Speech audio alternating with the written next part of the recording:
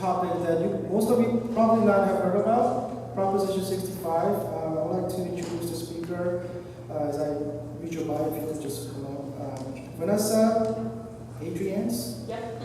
Her primary practice area is devoted to defense of claims brought under the California Safe Drinking Water and Toxic Enforcement Act of 1986, known as Proposition 65. She has been advising clients in this area for over a decade. She has represented retailer and manufacturer clients in the defense of Proposition 65 claims related to a diverse array of products, including nutritional supplements, food, personal care products, furniture, and costume jewelry. She has extensive experience in advising clients regarding compliance with Proposition 65. Let's welcome Vanessa. Hi, first of all, thank you so much for having me. I'm thrilled to be here and thrilled to meet all of you. I'm also going to cover a lot of information in a relatively short time period, so feel free to contact me with questions. I think sort of along the same caveats that Rochelle did.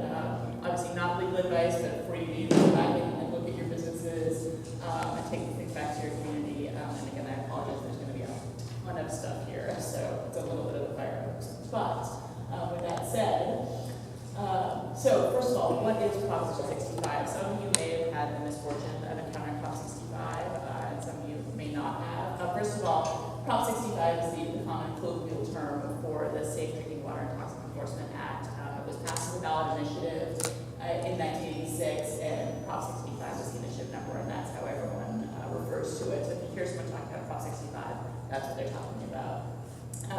The goal of Prop 65 is to provide information to consumers so that they can assess their exposure risks and decide for themselves what risks they're willing to take. And it deals with only carcinogens and reproductive toxicants. That's it. So chemicals that have other alleged harms, not covered by Prop 65. That said, there are a lot of chemicals that fall in those two categories. The state maintains a list, and it's over 900 chemicals long, so it is a lot of chemicals, and a lot of them are very, very common and occur all over the place. The list is available on the website of the agency that administers Prop 65, which is the Office of Environmental and Health Hazard Assessment. Everyone calls them OEHA. What does it mean if you get one of these 900 chemicals? Any knowing and intentional exposure to a listed chemical requires a warning. So if you know that your product contains lead, for example, which is an incredibly common chemical, obviously, you need to put a warning on it before someone's exposed to it. Who does Prop 65 apply to? It applies to any company in the chain of distribution with 10 or more employees. If you have less than 10 employees, it doesn't on its face apply to you. But it applies to manufacturers, distributors, retailers, anybody up and down the chain of distribution. Retailers are major targets. So if you have a store with a wide inventory, you're definitely a target. Licensors have also been targeted. So if you happen to be someone that licenses your brand to put on a product, just because in that case you may not have any control over the product, you never touch your hands, but nevertheless, you may get a notice anyways. So really, because of that chain of distribution, it's a California law, but it's got really broad reach, national consequences. So why are businesses so at risk for Prop 65? The big issue with Prop 65 is that it has anybody who's to enforce it. It's not just the agency enforcing, which makes it different from many other states' chemical exposure laws. And the plaintiff's bar is incredibly active. Notices have gone up 3% over last year, and more than 1,900 notices have been filed so far this year. So it's a lot. And also it's a growth industry. The number of private plaintiffs have gone up. We've seen about 14 new private plaintiffs last year. So they're commonly referred to as bounty hunters. So that's what that refers to, the private plaintiffs. And then also, again, the list of chemicals is really long, and some of them are very, very common. Lead is very common. Some of the softeners that are used to make soft plastic packaging, those are very, very common and at high concentrations and easy to test for. Cadmium also occurs a lot of the time. So acrylamide has been a hot topic, and that's in almost any baked good. So how does Prop 65 work? What does the plaintiff need to show? It's a really low bar for plaintiffs to make their prima facie case, which is part of the reason, again, that Prop 65 is so dangerous and costly for businesses and especially small businesses.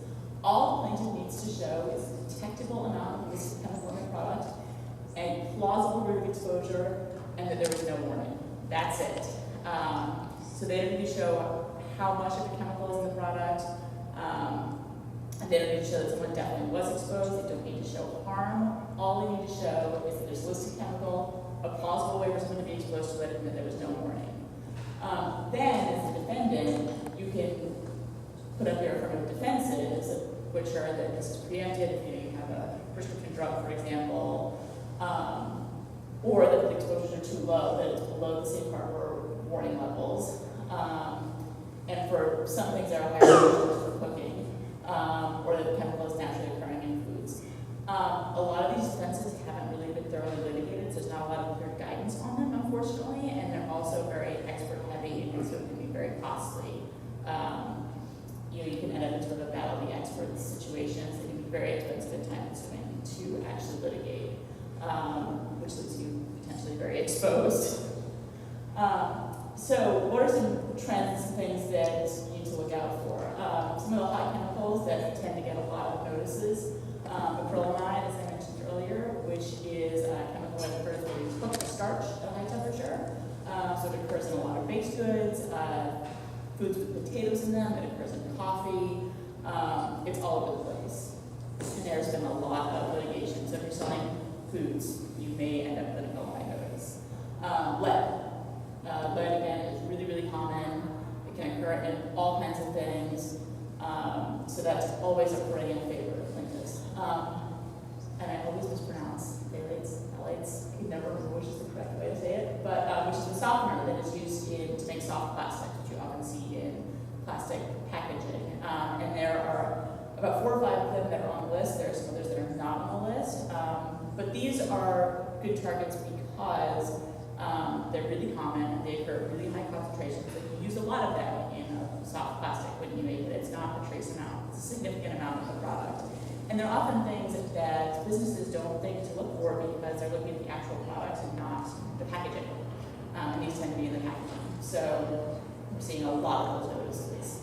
And then as far as products that are common targets, foods, spices, dietary supplements, anything soft plastic, and that's zippers, appliques, tote bags, cookware, notebooks, watch bands, shoelaces, buttons, and soft plastic packaging. And this is not an exhaustive list, by the way, but this is just sort of the top contenders that have really been targeted in the last couple of years. So, what are the best ways to mitigate your risk? Can you test your products and figure out that you don't have any issues? Well, first of all, it's impossible to test for all 900 chemicals, right? That would be just cost prohibitive, way too time consuming, and a waste. So you can't do that. Nobody has ever done that, as far as I know. It's just not a good strategy. You bankrupt yourself doing testing. However, if you have a product that you can use really a high risk, you look at the enforcement trends and you say, like, we have a lot of soft plastic here. Maybe we should test for the top 5 listed phthalates. That may be worthwhile to identify your risk. It just really depends on what kind of products you have and if there's an easily identifiable risk there. Indemnity. This is a big one. If you are someone lower down in the supply chain, particularly someone who doesn't have control over what goes into your product or the ability to know what goes into your products, making sure that you have solid indemnification agreements with your suppliers can be the difference between spending a lot of money on litigation and settlements or just simply making a phone call, sending a letter saying, hey, this is your problem. You sent us this product and now we've got a notice. Please handle things. So that is critical. It can save you a ton of expense and a ton of headache down the line. Then if you do have warnings, making sure that they comply with the regulations, and I'll go into what those need to look like in a little bit. But compliant warnings, there are very specific requirements for what warnings to look like in the regulations. And if you're going to put up a sign, It's, again, not that big of a deal, not that costly to make sure you get it right. When you're printing those out or purchasing them, make sure that they're correct. It will cost you nothing to make sure that you've got the right symbol on there. And then finally, if you do get a notice of violation, don't ignore it. Call a lawyer. Again, same advice you just got about the ADA. They will not go away.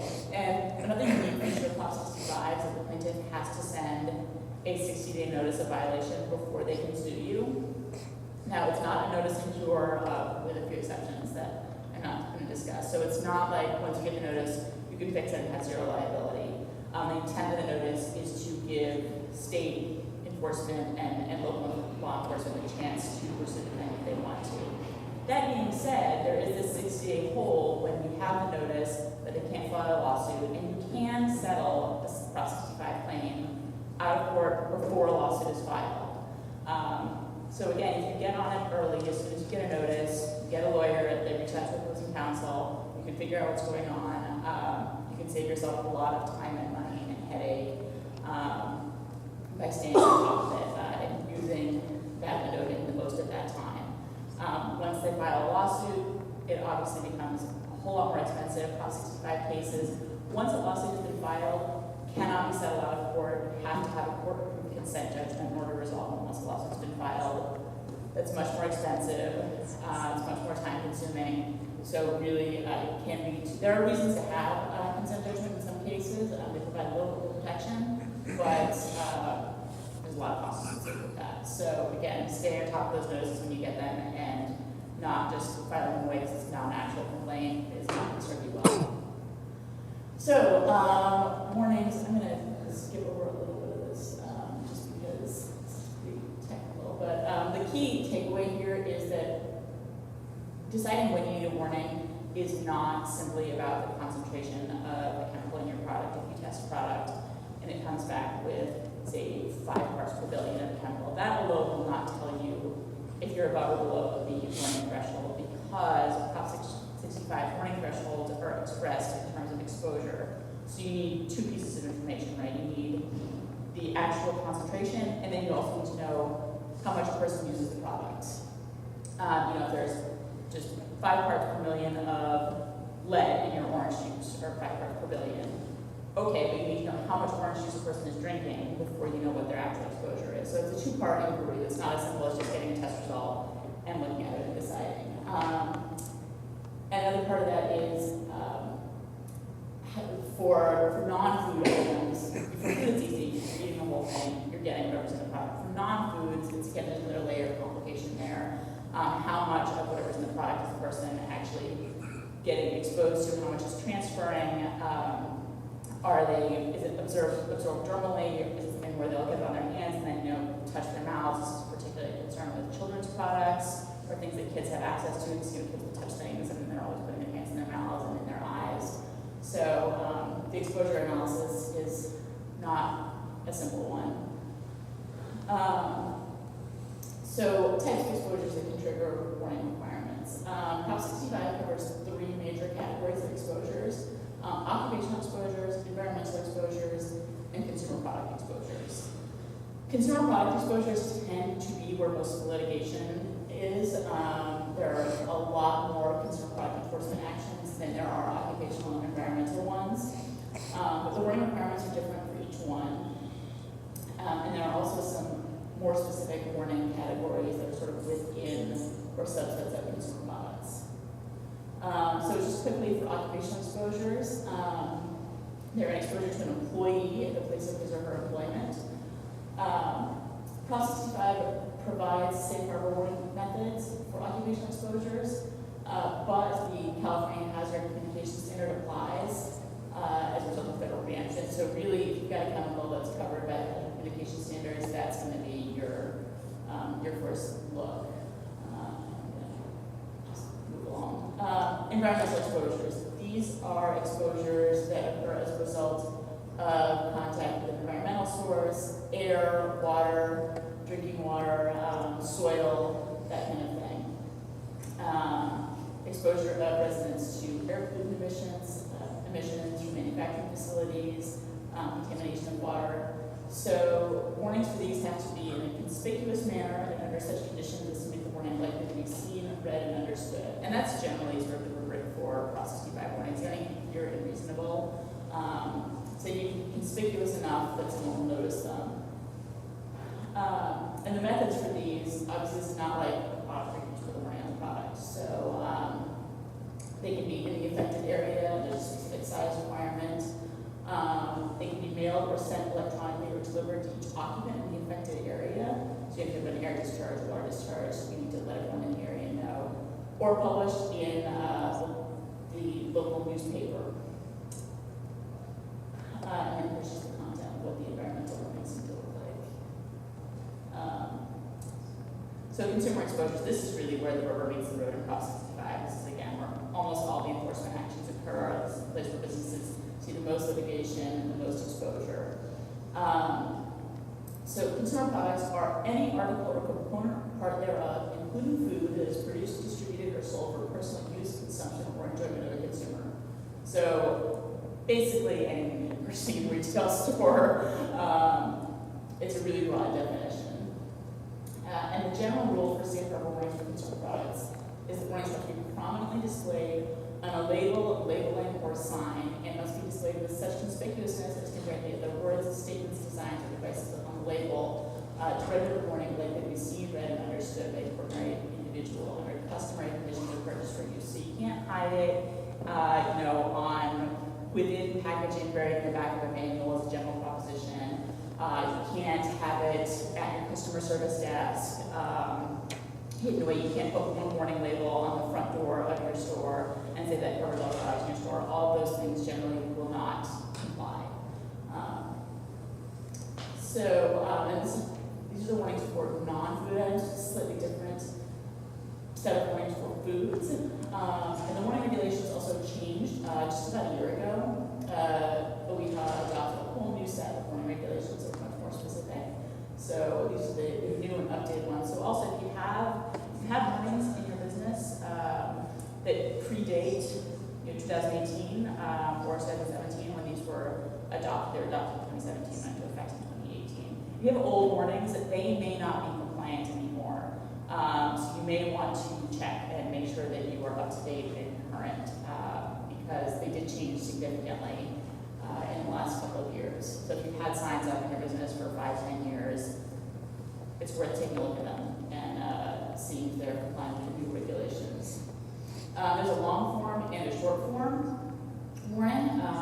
The short form warning can only go on product labels. The long form warning you can put on signs, that kind of thing. Short forms are acceptable only for actually on the labels. They're really intended for products where you couldn't fit the whole warning. You have a little tiny product and you can't fit a 50-word warning on it.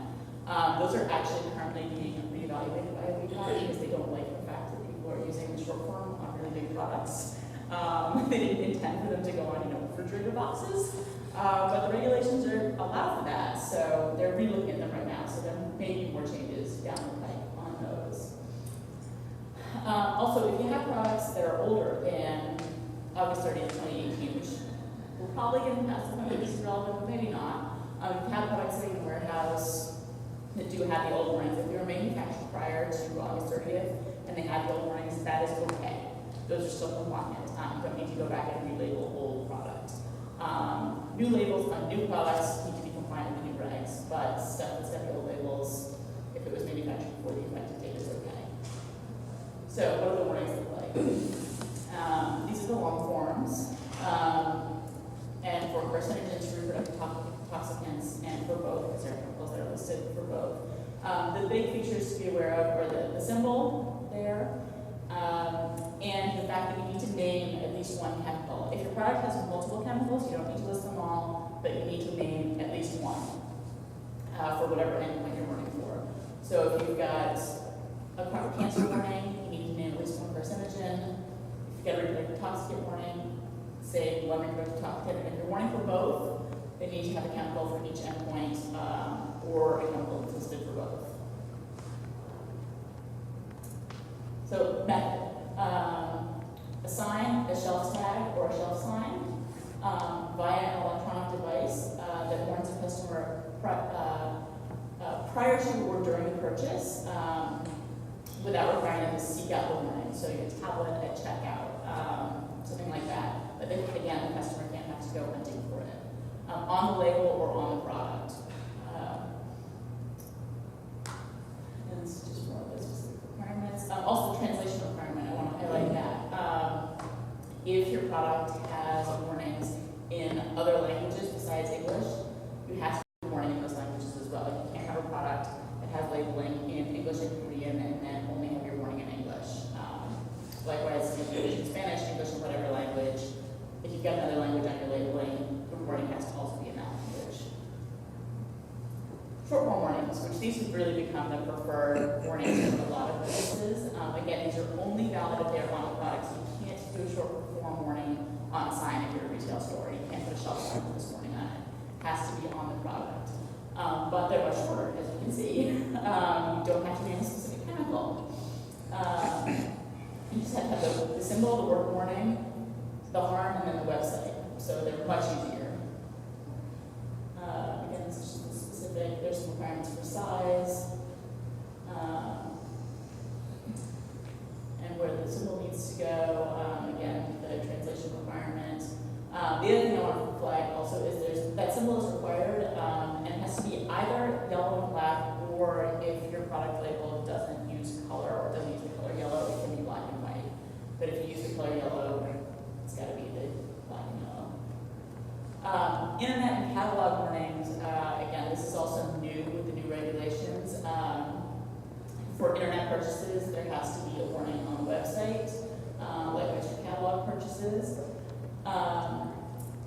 So you gotta have clearly marked hyperlink. Again, it can't be buried in your website somewhere if you're doing internet transactions. It can't be, you've got to click through 15 layers of things to find the warnings. It's got to be somewhere accessible so the person purchasing it gets the warning prior to purchasing the item.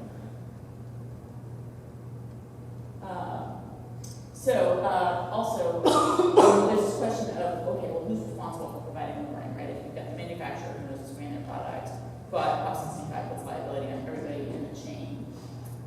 So manufacturers and suppliers and distributors can meet their warning obligation either by putting warnings on the product or by notifying retailers of the need for a warning.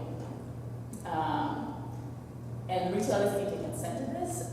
They just need to receive the notice, and then it's on them. However, you can deal with this prior to your contracts, right? You can put in your contracts with your suppliers, hey, you need to put the warnings on your products. You need to give us X, Y, Z kind of notice. So you can provide yourself some additional protection by contracting in a way that works for your business and works for you. Retailers, however, are not liable if they have no prior notice, and then once they receive a Prop 65 notice, they stop selling the product or put a warning on within 5 business days of the receipt of the notice. So if you're a retailer and you had no knowledge and you get a notice, you have 5 days to respond. Also, in addition to all the warnings I just talked about, the regulations now have specifically tailored warnings for all of these different types of products and exposures. The warning language is slightly different for these. I've done you the favor of not putting all of these in the presentation, the language specifically. But if you've got any of these types of things, particularly alcohol, food, those are big ones. Make sure that you've got, again, the particular correct warning language and not the general consumer product language, because it is different.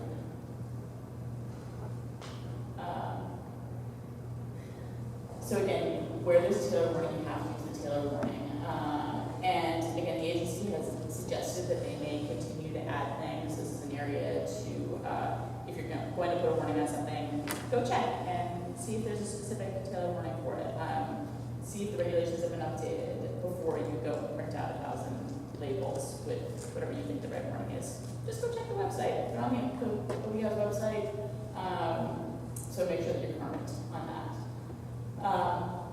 In addition, a business can request that additional tailored warnings be added to the regulations. And there's a specific section allowing for those requests. And again, we have to consider those and add tailored warnings if it thinks it's appropriate. So recent sort of changes, what's going on in Prop 65 currently. Nickel was just added to the list as a reproductive toxin, so it's a new chemical to be aware of. Also, the agency is always looking at chemicals and considering adding chemicals is always growing. So on the docket for potential new listings, acetaminophen, and also cannabis and THC, which is going to be a big one, potentially affecting all of the CBD products that are currently all over the market, everywhere. So that's expected to be a lot of activity around that, and those listings are coming up potentially in December. OEI is looking at those, so those could be big changes. And then again, I already mentioned that they're considering changes to the short form warning regulations. And likewise, they're considering changes to the allocation of responsibility portions between retailers, suppliers, manufacturers. There are proposed amendments to that regulations that may change in the near future as well. Sort of some of the recent developments, recent changes. Acrylamide warnings on breakfast cereals, so the recent case saying that those are preempted by federal law. Acrylamide in coffee has been a big topic for many years now, and the agency is working on an exemption for that. First Amendment defenses are another hot topic. Changes to the safe harbor levels for lead. The agency was considering lowering that number and then decided not to, so that's good news because the safe harbor is already quite low. And the warning regulations. And that is Prop 65 in a nutshell. Again, I know it was a lot of information,